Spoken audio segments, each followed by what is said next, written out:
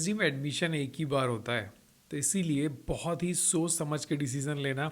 जितने भी important notifications और इंस्टीट्यूशंस के एडवर्टीज़मेंट आ रहे हैं, आप किस में एलिजिबल हो और कहाँ पे पीएचडी करने से आपके फ्यूचर प्रॉस्पेक्ट्स अच्छे होने वाले हैं, this is very important. Blindly applications apply मत करो, जहाँ पे सिर्फ वैल्यूएबल रिसर्च होती है और आपको बेनिफिट मिलेगा, वहीं पे अप्लाई करो।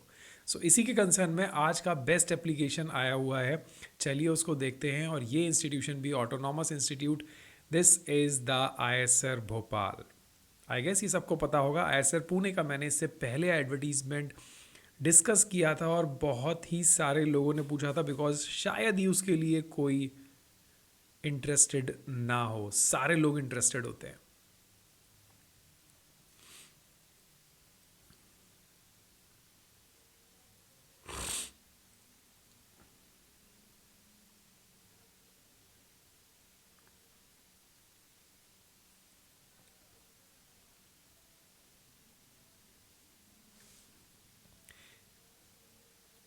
तो ये मिनिस्ट्री ऑफ एजुकेशन का ऑटोनॉमस इंस्टीट्यूट है, एजुकेशनल एंड रिसर्च इंस्टीट्यूट। देखिए यहाँ एजुकेशनल एंड रिसर्च इंस्टीट्यूट मतलब यहाँ पे काफ़ी सारे आपको ग्रेजुएट, पोस्ट ग्रेजुएट और पीएचडी के कोर्स मिलेंगे। बट जो कोर रिसर्च इंस्टीट्यूट होते हैं, ऑटोनॉमस इंस्टीट्यूट, वहाँ पे आपको ग्रेजुएशन और पीजी के कोर्सेज नहीं मिलते हैं, केवल रिसर्च होती है, सिर्फ रिसर्च की फंडिंग।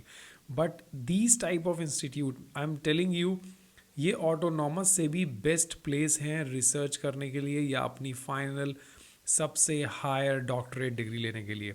तो चलिए देखते हैं। इसमें BS MS डुअल डिग्री का भी प्रोग्राम ओपन है, जो बैचलर्स मास्टर्स एक साथ करना चाहते हैं, जो बैचलर्स सिर्फ master of science, integrated PhD. This is my favorite subject. If you really want to enter in this field, integrated PhD, then please let me know. मैं देखूंगा और जो बेस्ट इंटीग्रेटेड PhD इंस्टीट्यूट होंगे या उसके क्या फ़ायदा है, नुकसान, ये मैं डेफिनेटली डिस्कस करने वाला हूँ।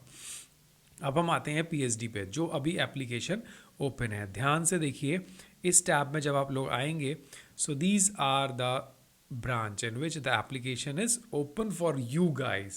So please इसको अप्लाई करो। और मैं बोल रहा हूँ, आप अगर छोटी मोटी जगह कहीं भी एडमिशन लिया हुआ है एंड अगर आपके पास चांस है वहाँ से क्विट करने का, तो ये सबसे बेस्ट जगह है।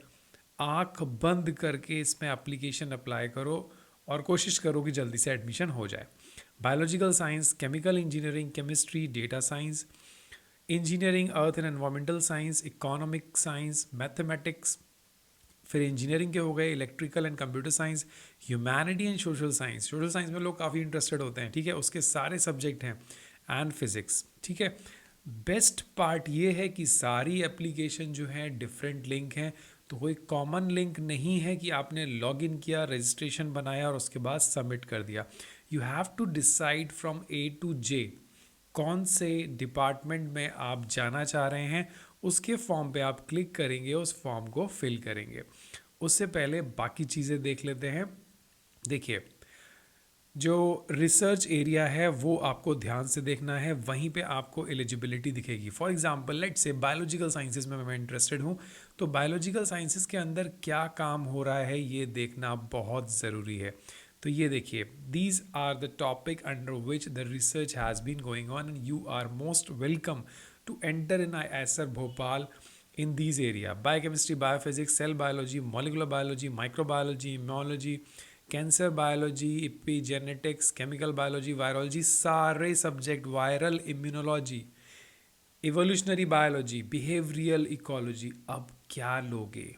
आई गेस सारे सब्जेक्ट हैं। तो अब आपको क्या करना है, अपने सब्जेक्ट के साथ ये देखना है कि तुम एलिजिबल हो कि नहीं। ये सबसे इम्पॉर्टेंट पार्ट होता है एक एप्लीकेशन का, चाहे आप वो पीएचडी के लिए करो, चाहे जॉब एप्लीकेशन करो, कि मेरी एलिजिबिलिटी बन रही है। यस, आपकी एलिजिबिलिटी डेफिनेटली बन रही है। आप आराम से पढ़ो इसको। मास्टर्स मांगा है 60% मार्क्स, सो प्लीज़ जिसके 60 से कम है, अनफॉर्चुनेटली ही और she is not eligible at all. उसके बाद ग्रेड्स है, मार्क्स है, परसेंटेज कन्वर्ट किया जाएगा, आपके CGPA को जो है कन्वर्ट कर दिया जाएगा, आप उसको कन्वर्ट कर लो और परसेंटेज कैलकुलेट करो. Exceptionally brilliant candidates with BTech MBA can also apply for PhD. MBBS जो किए हुए हैं, BTech जो किए हुए हैं, वो डायरेक्टली जा सकते हैं. एडिशनली मतलब अब आपके पास ये चीज़ होना ज़रूरी हो गया, बिकॉज ये PhD का एंट्रेंस एग्जामिनेशन नहीं ले रहे हैं. तो आपके पास गेट, ध्यान से देखिए, GATE, CSIR UGC JRF DBT JRF category 1 only, ICMR JRF category A only, CSIR UGC LS मतलब आपके पास अगर LS भी है then also you are eligible. GATE है, LS है, चलेगा. अब इंस्पायर JRF का जिसके पास प्रोविजनल लेटर है, प्रोविजनल लेटर मतलब समझ रहे हो, लेवल 1 का जो प्रोविजनल लेटर अगर आपके पास मिल चुका है तो आप यहाँ अप्लाई करो. This is one of the best place for those who are DST aspirants. कोशिश करो कि ये फॉर्म के एंड डेट से पहले आपका रिजल्ट आ जाए. आप कोशिश नहीं करोगे, हम लोग प्रे करेंगे कि DST वाले रिजल्ट आउट कर दें. उसके बाद रिलैक्सेशन दिया जा रहा है कैटेगरी स्टूडेंट्स को, दैट इज़ ओके.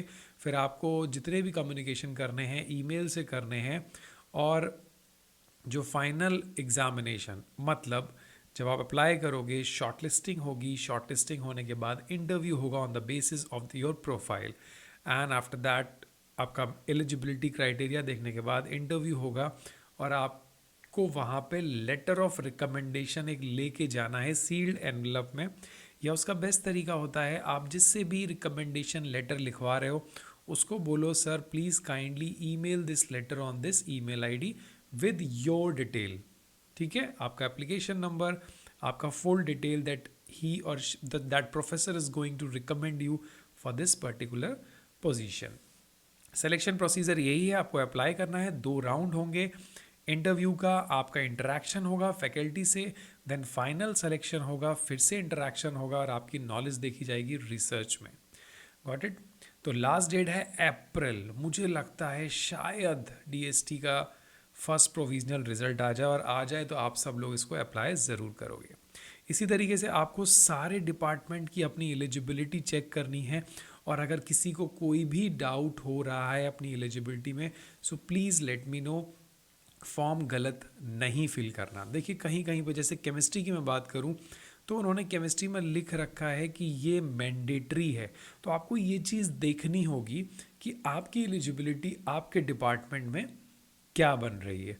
अगर समझने में कुछ भी प्रॉब्लम हो रही है तो प्लीज़ लेट मी नो, क्योंकि इतने सारे लाइक डिपार्टमेंट हैं, सो इट्स नॉट फिजिबल कि मैं सारी करूं. अब देखिए एज लिमिट, ये कॉमन है. Age limit not more than 28 years. Relaxation मिलेगा अगर आप OBC NCL लेयर में आए, NCL कैटेगरी में हैं, या फिर SC ST या फीमेल कैंडिडेट्स को 5 साल, मतलब female candidate 28+5. Got it. So this is reservation as per norms है. सेलेक्टेड कैंडिडेट्स को JRF मिलेगी, मतलब आपने अगर गेट क्वालिफाई किया हुआ है तो आपको JRF मिलेगी. LS किया हुआ है देन ऑल्सो आपको JRF मिलेगी. एक सैम्पल फॉर्म खोल लेते हैं जिससे आपको ये समझ में आ जाए कि क्या क्या भरना है. आप क्लिक करेंगे, सिंपल सा गूगल फॉर्म है भाई. ईमेल आईडी क्लिक करो, मैं लेट से अपनी ईमेल आईडी डाल देता हूँ,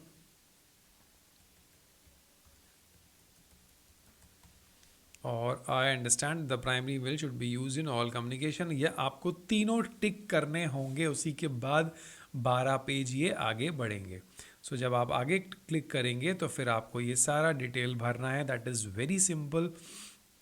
ऑल्टरनेट कॉन्टैक्ट नंबर, इस तरीके से आप आगे बढ़ते जाएंगे. ये फॉर्म आप फिल करके सिंपली सबमिट कर देना है सारे डॉक्यूमेंट्स अपलोड करने पे. अगर किसी को फॉर्म भरने में कुछ भी प्रॉब्लम आ रही है तो प्लीज़ मुझे बताना, I definitely help you.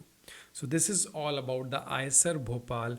Form miss मत करना, मैं बोल रहा हूँ इस फॉर्म को ज़रूर भरना, कोई एप्लीकेशन फ़ीस नहीं है. This is one of the best place I can say. अगर मैं अपना टॉप 10 लिस्ट की PhD इंडिया में बनाऊँ, so these are the best place for the research.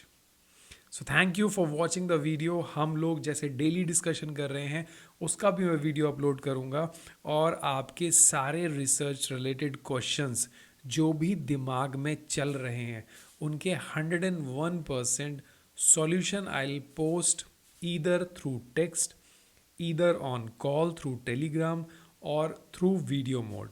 Got it? और एट लास्ट लाइव सेशन भी रखा जाएगा जिसके बेसिस पे हम सारा प्रॉब्लम का सॉल्यूशन निकाल लेंगे। So this is all about this video. So do not forget to subscribe the channel and hit the like button क्योंकि notification नहीं मिला तो फॉर्म रह जाएगा। Thank you so much for watching. Have a nice day.